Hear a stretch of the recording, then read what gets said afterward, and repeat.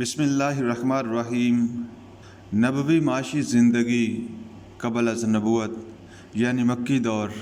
رسول اکرم صلی اللہ علیہ وآلہ وسلم کی معاشی زندگی قبل از نبوت کے مطالعہ میں آسانی کے پیش نظر اگر آپ صلی اللہ علیہ وآلہ وسلم کے خاندان اور قبیلہ کے معاشی حالات کا مختصر تذکرہ کیا جائے تو سامعین، اہل عرب میں قبیلہ قریش کو کعبۃ اللہ کی تولیت کی وجہ سے برتری حاصل تھی۔ قریش کے جد امجد قصاب بن کلاب نے اس برتری کو مزید مستحکم کیا اور اس کے ذریعے سے تجارتی روابط بڑھائے۔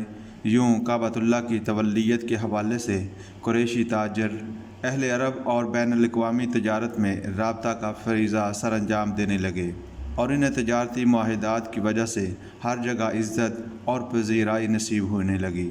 قرآن مجید میں اللہ تعالیٰ کا فرمان ہے، کیا یہ درست نہیں کہ ہم نے انہیں ایک پرامن حرم دیا جو ان کے لیے جائے قیام ہے، جس کی طرف ہر طرح کے پھل کھینچے چلے آتے ہیں، جو ہماری طرف سے بطور رزق انہیں دیا جاتا ہے۔ ہاشم بن عبد المناف نے قیصر روم سے ایک پروانہ راہداری حاصل کر لیا تھا، جس سے انہیں امن و امان کی سہولت بھی میسر آئی اور تجارت کو بھی خوب فروغ ملا۔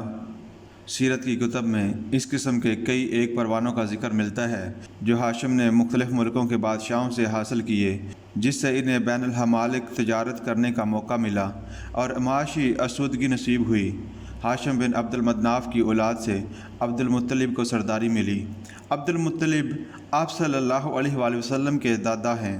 انہوں نے بھی تجارت کے پیشے کو خوب ترقی دی۔ ان کی معاشی آسودگی کا اس امر سے اندازہ لگایا جا سکتا ہے کہ انہوں نے اپنے ایک بیٹے کی قربانی کی نظر مانی تھی، پھر بیٹے کی قربانی کی بجائے 100 اونٹوں کی قربانی دی۔ عبد المطلب کے یہ بیٹے عبداللہ تھے جو آپ صلی اللہ علیہ وآلہ وسلم کے والد گرامی ہیں۔ جناب عبداللہ بھی تاجر تھے اور تجارت ہی کی غرض سے یثرب یعنی مدینہ میں ٹھہرے ہوئے تھے کہ وفات پائی۔ جناب عبداللہ نے وفات کے وقت 5 اونٹ، بکریوں کا 1 ریوڑ اور 1 لونڈی ایمن چھوڑی۔ یہ سب کچھ آپ صلی اللہ علیہ وسلم کے حصہ میں آیا۔ آپ کے خاندان کے اس مختصر معاشی خاکے سے اس بات کا اندازہ لگانا آسان ہو جاتا ہے کہ آپ صلی اللہ علیہ وآلہ وسلم نے کس طرح کے ماحول میں ابتدائی عمر گزاری۔ آپ صلی اللہ علیہ وآلہ وسلم کے خاندان کو مذہبی قیادت و سیادت کے ساتھ ساتھ معاشی استحکام بھی حاصل تھا، مگر آپ کے والد آپ صلی اللہ علیہ وآلہ وسلم کی ولادت سے پہلے اور والدہ اور دادا آپ صلی اللہ علیہ وآلہ وسلم کے بچپن میں ہی اللہ تعالیٰ کو پیارے ہو گئے، جس کی وجہ سے آپ صلی اللہ علیہ وآلہ وسلم کو ایک معاشرتی خلا کا سامنا کرنا پڑا۔ رسول اکرم صلی اللہ علیہ وآلہ وسلم کی سیرت کا ایک پہلو افراد و اقوام کی معاشی اعانت و امداد ہے۔ اس کی ایک صورت یمن و برکت ہے جو آپ صلی اللہ علیہ وآلہ وسلم کے وجود مسعود سے لوگوں کو نصیب ہوئی۔ حضرت حلیمہ سعدیہ رضی اللہ تعالی عنہا آپ کی رضائی والدہ ہیں۔ وہ مکہ معظمہ میں آئیں اور آپ صلی اللہ علیہ وآلہ وسلم کو عرب کے دستور کے مطابق پرورش کے لیے ساتھ لے گئیں۔ وہ بتاتی ہیں کہ جب وہ مکہ معظمہ آئیں تو بہت خستہ حال تھیں، مگر جب انہوں نے اللہ تعالیٰ کے رسول صلی اللہ علیہ وآلہ وسلم کو گود میں لیا تو جیسے ان کی قسمت سنور گئی۔ اس چیز کو محسوس کرتے ہوئے حلیمہ سعدیہ رضی اللہ تعالی عنہا کے شوہر کہنے لگے، اے حلیمہ، تم سمجھتی ہو کہ تم یہ کیسی بابرکت ہستی یعنی یہ بچہ لائی ہو؟ حلیمہ سعدیہ رضی اللہ تعالی عنہا نے کہا، اللہ تعالیٰ کی قسم، واقعی میرا بھی یہی خیال ہے۔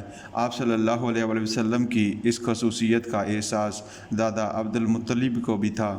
آپ دادا جان کے ہاں 2 سال ہی رہے، مگر دادا جان کا آپ صلی اللہ علیہ وآلہ وسلم سے پیار اور محبت کا معاملہ عجیب تھا۔ وہ آپ کے بغیر کھانا نہ کھاتے، آپ کو نشست پر ہمیشہ اپنے ساتھ بٹھاتے اور کبھی جدا نہ کرتے تھے۔ رسول اللہ صلی اللہ علیہ وآلہ وسلم کے چچا ابو طالب کثیر العیال تھے۔ جب عبد المطلب انتقال کر گئے تو آپ صلی اللہ علیہ وآلہ وسلم اپنے چچا ابو طالب کے ہاں رہنے لگے۔ ابو طالب آپ صلی اللہ علیہ وآلہ وسلم کو اپنے تمام بچوں سے زیادہ چاہتے تھے، اور اس کی وجہ انہوں نے خود بیان کی، محمد انکا مبارک، اے محمد تم بہت برکتوں والے ہو۔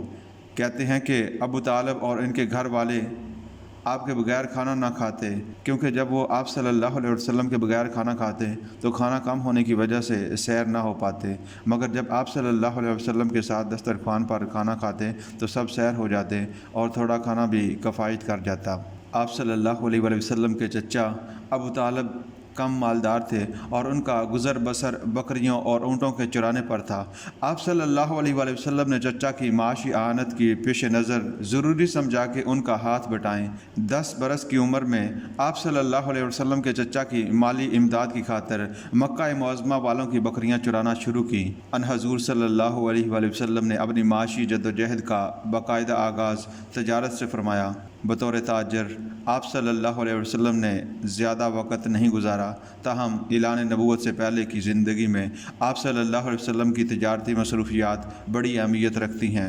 آپ صلی اللہ علیہ وسلم نے پہلا تجارتی سفر 12 سال کی عمر میں شام کی طرف فرمایا۔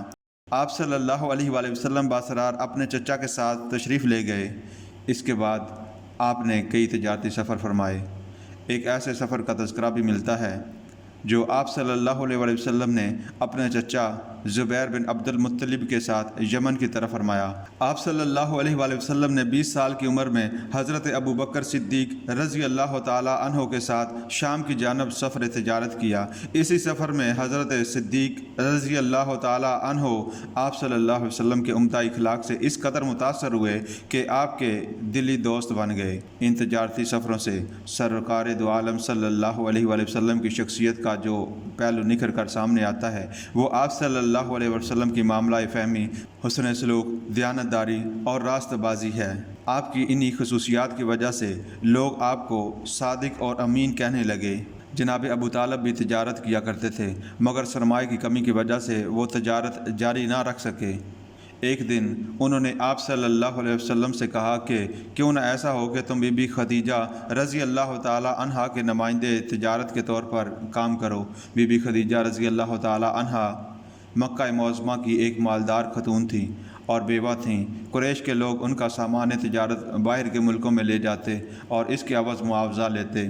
آپ صلی اللہ علیہ وسلم نے فرمایا، چچا جان آپ مختار ہیں، مجھے ایسا کرنے میں کوئی عذر نہیں۔ ابو طالب رضی اللہ تعالیٰ عنہ حضرت خدیجہ رضی اللہ تعالیٰ عنہا کے ہاں تشریف لے گئے۔ مدعا کہہ سنایا تو حضرت خدیجہ رضی اللہ تعالیٰ عنہا نے فرمایا، اے سردار قریش، مجھے کوئی اعتراض نہیں، بلکہ محمد صلی اللہ علیہ وسلم تو ہمارے ہی قبیلے کا ایک فرد ہے اور تمام خاندان میں پسندیدہ صفات کا مالک ہے۔ میں انہیں نمائندہ تجارت بھی بناؤں گی اور آپ کی خواہش کے مطابق معاوضہ دوں گی۔ آپ صلی اللہ علیہ وسلم حضرت خدیجہ رضی اللہ تعالیٰ عنہا کا مال تجارت بصرہ لے گئے۔ حضرت خدیجہ رضی اللہ تعالیٰ عنہا نے خدمت کے لیے اپنا غلام میسرہ بھی ساتھ روانہ کیا۔ آپ صلی اللہ علیہ وسلم بہت سارا منافع لے کر لوٹے۔ حضرت خدیجہ رضی اللہ تعالیٰ عنہا اس سے بہت خوش ہوئیں۔ سیدہ خدیجہ رضی اللہ تعالیٰ عنہا سے آپ صلی اللہ علیہ وسلم کا نکاح ہوا۔ سیدہ خدیجہ رضی اللہ تعالیٰ عنہا کی درخواست پر آپ صلی اللہ علیہ وسلم نے ان کے گھر رہائش پسند فرمائی۔ سیدہ خدیجہ رضی اللہ تعالیٰ عنہا سے شادی کے بعد آپ صلی اللہ علیہ وسلم یقیناً خوشحال ہو گئے، لیکن آپ صلی اللہ علیہ وسلم نے محنت کی عظمت کو ہمیشہ پیش نظر رکھا اور تجارتی سفروں پر تشریف لے جاتے رہے، جس سے حضرت خدیجہ رضی اللہ تعالیٰ عنہ کی تجارت کو بھی خوب فروغ ملا۔ رسول اللہ صلی اللہ علیہ وسلم نے تجارت کی غرض سے مختلف مقامات کی جانب سفر فرمائے اور بعض جگہوں پر قیام بھی فرمایا۔ عرب میں مختلف مقامات پر تجارتی نوعیت کے بازار لگا کرتے تھے۔ ان بازاروں میں آپ صلی اللہ علیہ وسلم کا تشریف لے جانا ثابت ہے۔ ابن سید الناس نے لکھا ہے کہ آپ صلی اللہ علیہ وسلم بازار میں بغرض تجارت تشریف لے جاتے تھے۔ اسی طرح حاکم نے اپنی مستدرک میں لکھا ہے کہ حریش ایک مشہور تجارتی مرکز تھا۔ آپ صلی اللہ علیہ وسلم وہاں بھی حضرت خدیجہ رضی اللہ تعالیٰ عنہا کا مال تجارت لے جاتے تھے۔ کتب سیرت میں آپ صلی اللہ علیہ وسلم کے بحرین، عمان اور دبا کی جانب تجارتی سفر کرنے کا تذکرہ موجود ہے۔ دبا عرب کی مشہور بین الاقوامی تجارتی بندرگاہ تھی۔ یہاں تجارتی میلے لگا کرتے۔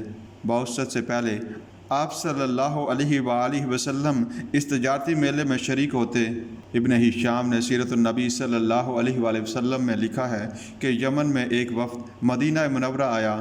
آپ صلی اللہ علیہ وآلہ وسلم نے ان کی واضح قطع دیکھ کر فرمایا کہ یہ ہندی مرد کون ہیں؟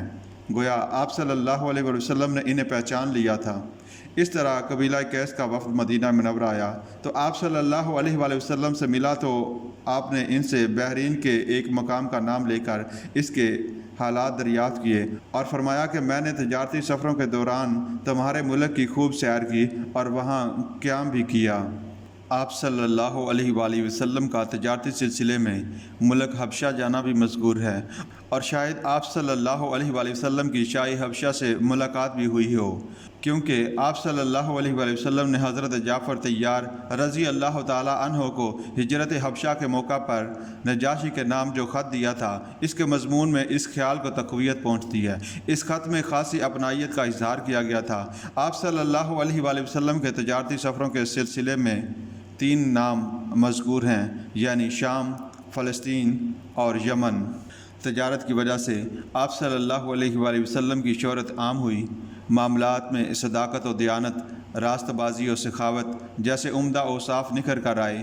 صلہ رحمی، بے کسوں کی امداد اور غربا پروری وغیرہ کے سبب آپ صلی اللہ علیہ وآلہ وسلم کی ہر دل عزیزی بڑھی۔ آپ صلی اللہ علیہ وآلہ وسلم کو اخلاقی، معاشی، معاشرتی نفع کا حاصل ہوا اور آپ صلی اللہ علیہ وآلہ وسلم کا شمار سرداران قریش میں ہونے لگا۔ آپ صلی اللہ علیہ وآلہ وسلم صاف گو اور معاملے کے کھرے تھے۔ ایک شخص قیس بن صائب آپ صلی اللہ علیہ وآلہ وسلم کے شریک تجارت تھے۔ وہ بیان کرتے ہیں کہ ہم دونوں باری باری سامان تجارت لے جایا کرتے تھے۔ جب سرکار دو عالم صلی اللہ علیہ وآلہ وسلم سامان تجارت باہر لے جاتے تو واپسی پر گھر جانے یا اہل خانہ سے ملنے کی بجائے میرے پاس آتے، تمام معاملات کی تفصیل بتاتے اور حساب سناتے، لیکن جب میں اپنی باری پر سامان لے جاتا تو واپسی پر ہمیشہ رسول اکرم صلی اللہ علیہ وآلہ وسلم میرا استقبال کرتے، میری صحت و تندرستی کے بارے میں پوچھتے، مگر تجارت کے سلسلے میں کوئی بات از خود شروع نہ فرماتے۔ قیس بن صائب فرماتے ہیں کہ آپ صلی اللہ علیہ وآلہ وسلم نے اس مشترکہ کاروبار میں کبھی اختلاف نہ کیا۔ آپ صلی اللہ علیہ وآلہ وسلم کی معاشی زندگی کا ایک نمایاں وصف لوگوں کے احوال سنوارنا اور ان پر خرچ کرنا ہے۔ آپ صلی اللہ علیہ وآلہ وسلم ہمیشہ محتاجوں اور غریبوں کے کام آتے، بیواؤں اور یتیموں کا سودا سلف لا دیتے، ان کا کام کاج کر دیتے۔ جو شخص مدد کو بلاتا آپ صلی اللہ علیہ وآلہ وسلم اس کی مدد کرتے، مدد کا وعدہ کرتے تو ہر قیمت پر نبھاتے۔ آپ صلی اللہ علیہ وآلہ وسلم نے تجارت سے بہت کمایا، لیکن یہ آپ صلی اللہ علیہ وآلہ وسلم کی عادت مبارکہ تھی کہ جو کچھ پاس ہوتا جب تک صدقہ و خیرات نہ کر دیتے خوش نہ ہوتے۔ رسول اللہ صلی اللہ علیہ وآلہ وسلم نے جناب ابو طالب اور ان کے خاندان کے افراد کا ہمیشہ خیال رکھا۔ ایک مرتبہ مکہ معظمہ میں سخت قحط پڑا جس میں جناب ابو طالب کا خاندان بھی متاثر ہوا۔ آپ صلی اللہ علیہ وآلہ وسلم کو چچا کی کثرت اولاد کا خیال آیا تو آپ اپنے چچا عباس کے پاس گئے اور انہیں ابو طالب کی امداد پر آمادہ کیا۔ ان کی مالی امداد کے علاوہ آپ صلی اللہ علیہ وآلہ وسلم حضرت علی رضی اللہ تعالیٰ عنہ کو اپنے ساتھ لے آئے اور حضرت عباس رضی اللہ تعالیٰ عنہ جعفر ابن ابی طالب رضی اللہ تعالیٰ عنہ کو ساتھ لے گئے۔ یہ ایک واقعہ ہے جو سیرت کی کتابوں میں مذکور ہے۔ یقیناً آپ صلی اللہ علیہ وآلہ وسلم نے قحط کے اس زمانے میں بہت سے دوسرے لوگوں کی بھی جنہیں آپ صلی اللہ علیہ وآلہ وسلم نے معاشی پریشانی میں دیکھا ہوگا، نہ صرف خود امداد کی ہوگی بلکہ دیگر مدد کرنے والے لوگوں کو بھی طرف توجہ دلائی ہوگی۔